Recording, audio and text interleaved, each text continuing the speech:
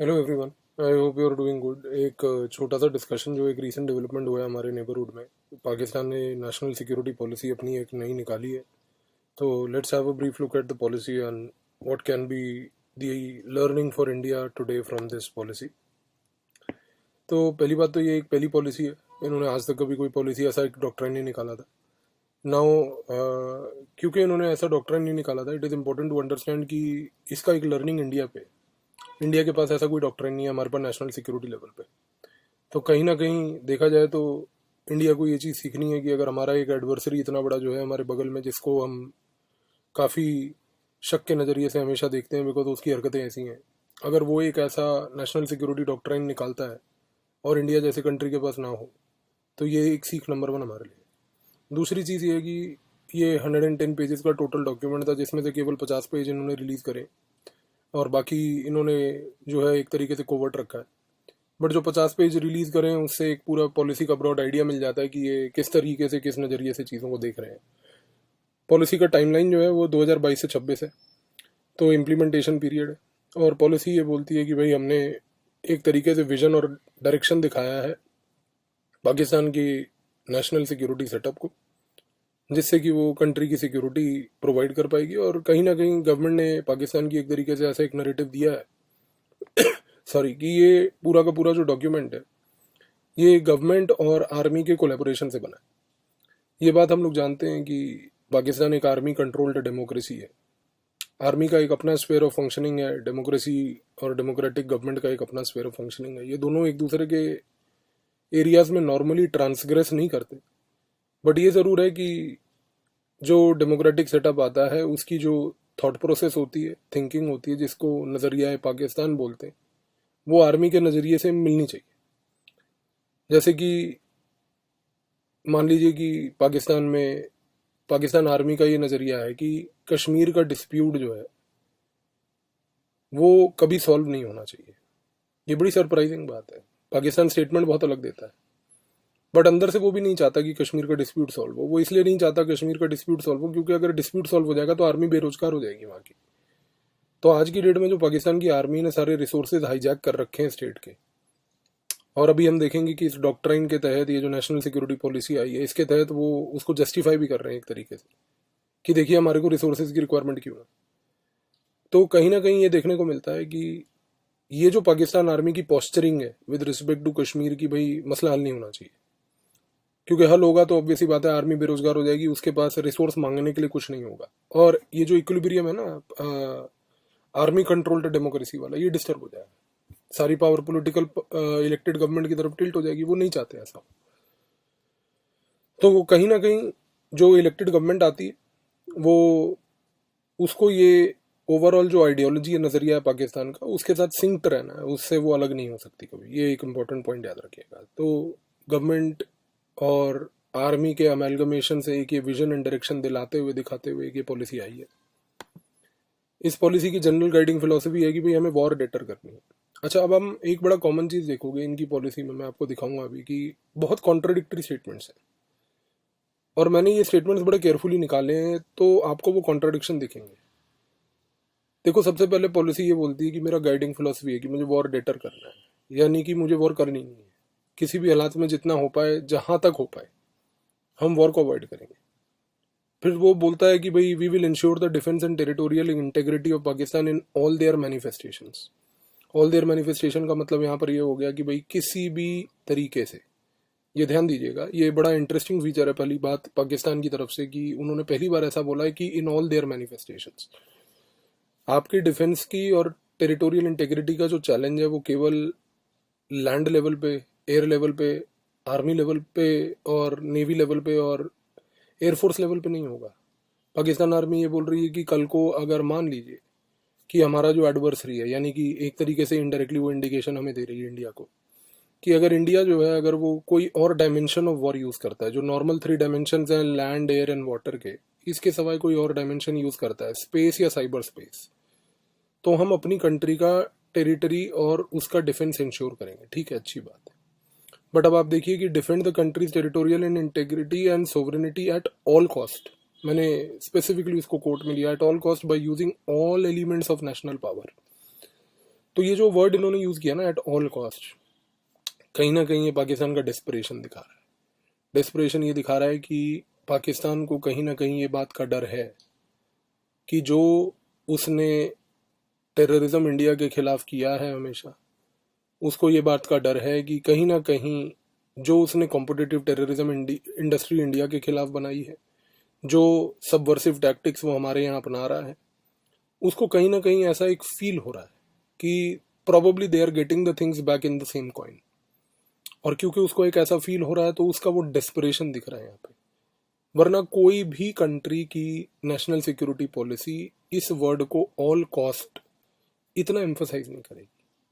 आप समझ रहे कि एट ऑल कॉस्ट वो ये बोलेगी कि भाई we will defend the territorial integrity and sovereignty of the country by using elements of national power. वो सेंसिबल चीज है, क्योंकि कोई भी कंट्री ये करती है। एलिमेंट्स ऑफ नेशनल पावर का मतलब हो गया कि हम अपने जो स्टेट के क्रिएटेड इंस्ट्रूमेंट्स हैं उनका प्रयोग करेंगे कंट्री की टेरिटरी इंटेग्रिटी सोवरेनिटी को बचाने के लिए। बट ये जो वर्ड ऑल कॉस्ट डाला, याद रखिएगा कि इससे एक सेंस ऑफ डेस्परेशन दिखता है, कहीं ना कहीं डेस्परेशन इन द सेंस कि मतलब उसमें एक अंदर एक इरिटेशन दिखती है, एक खलबली मची हुई दिखती है कि कुछ प्रॉब्लम है।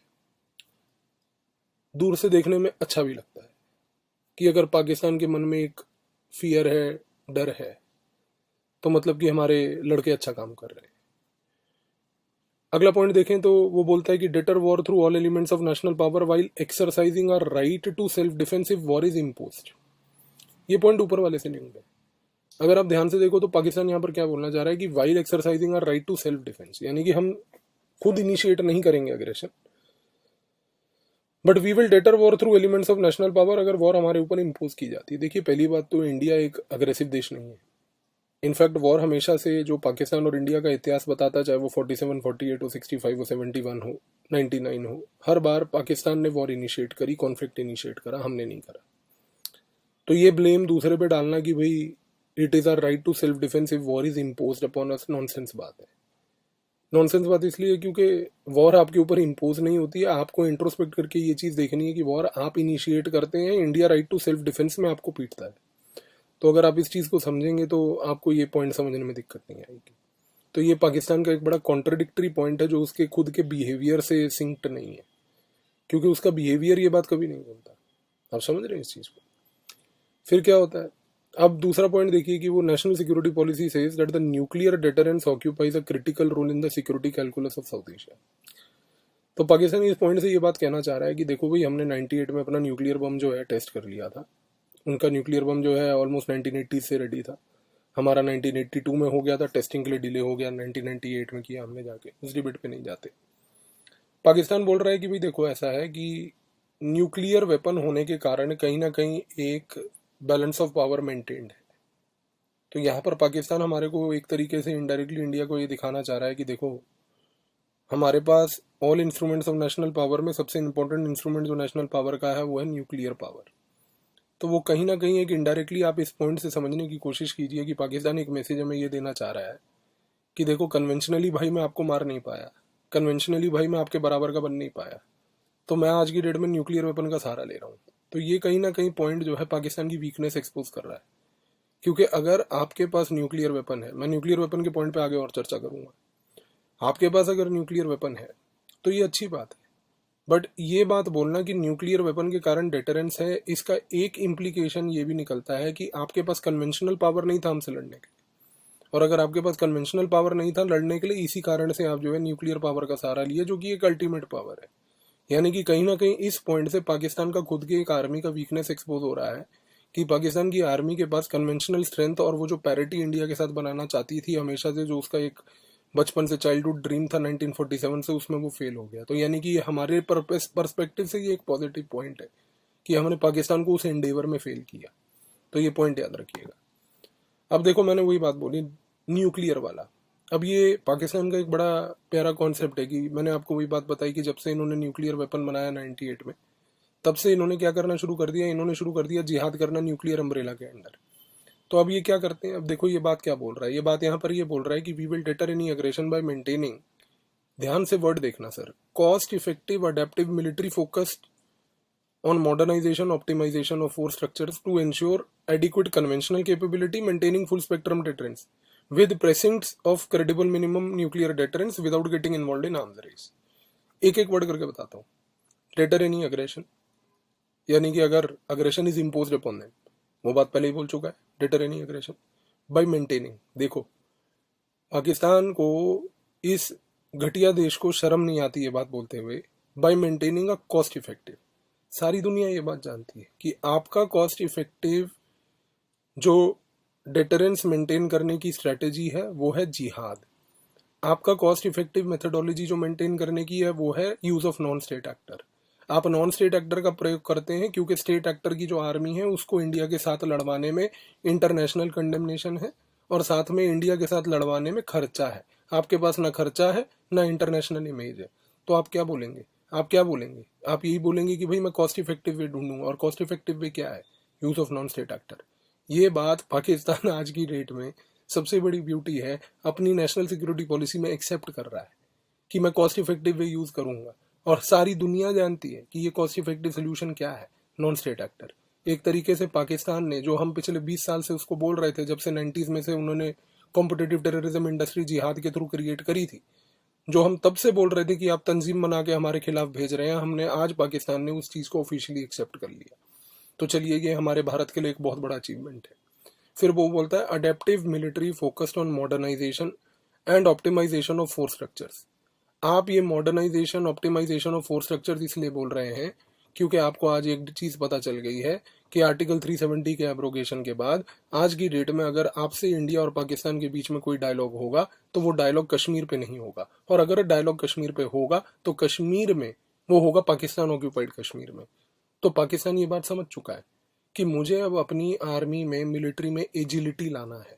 एजिलिटी लाने के लिए मुझे मॉडर्नाइज करना पड़ेगा, पर भैया मॉडर्नाइज के लिए चाहिए रुपया, वो आपके पास है नहीं, उसको आपको मांगने के लिए लेना पड़ेगा खैरात किसी से।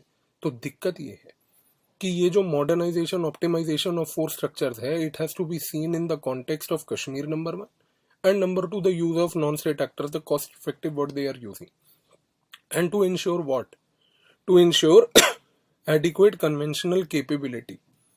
पहली बात, आपके पास कन्वेंशनल कैपेबिलिटी एडिक्वेट है ही नहीं अपने नेबर के बराबर की, इसी कारण से आप जो है न्यूक्लियर वेपन का सहारा लेते हैं। फिर आप क्या बोल रहे हैं? देखिए, मैंने आपको क्या बोला था स्टार्टिंग में, इनकी पॉलिसी में बहुत सारे कॉन्ट्राडिक्टरी स्टेटमेंट्स हैं। To ensure adequate conventional capability, conventional में तो आपका एक तरीके से क्या होगा, नॉर्मल आर्मी का प्रयोग होगा, and maintain full spectrum deterrence. आप एक जगह बोल रहे हैं कि हम अपना कन्वेंशनल कैपेबिलिटी को बढ़ाएंगे, मॉडर्नाइज करेंगे, ऑप्टिमाइज करेंगे, और दूसरी ही जगह आप बोल रहे हैं कि फुल स्पेक्ट्रम डेटरेंस का प्रयोग करेंगे, यानी कि अपना न्यूक्लियर वेपन हमेशा एक रेडीनेस के स्टेट में रखेंगे, क्योंकि हमें नहीं पता कि हमारे ऊपर वॉर कब इम्पोज हो जाए इंडिया की तरफ से। वॉर विल बी इम्पोज, वो बात तो वो बोल चुका है। तो फुल स्पेक्ट्रम डेटरेंस और कन्वेंशनल पैरिटी, तो सर ये ऑक्सीमोरोनिक होगा एक तरीके से, ये तो सिंक्रोनाइज ही नहीं करते। आप या तो फुल स्पेक्ट्रम डेटरेंस मेंटेन कर लो, और या फिर कन्वेंशनल पैरिटी बना लो, और कन्वेंशनल कैपेबिलिटी को मॉडर्नाइज कर लो। आज की डेट में इंडिया क्या कर रहा है? हम लोग थिएटर कमांड बना रहे हैं। थिएटर कमांड में हम लोग क्या कर रहे हैं? हमारा फोकस है कि जो कन्वेंशनल कैपेबिलिटी है उसको मॉडर्नाइज किया जाए, ऑप्टिमाइज किया जाए। क्यों? क्योंकि हम तो पहली ही बात बोल चुके हैं, नो फर्स्ट यूज, हमें फुल स्पेक्ट्रम डेटरेंस का खेल ही नहीं खेलना। हम तो पहली ही बात बोल चुके हैं, मिनिमम क्रेडिबल डेटरेंस।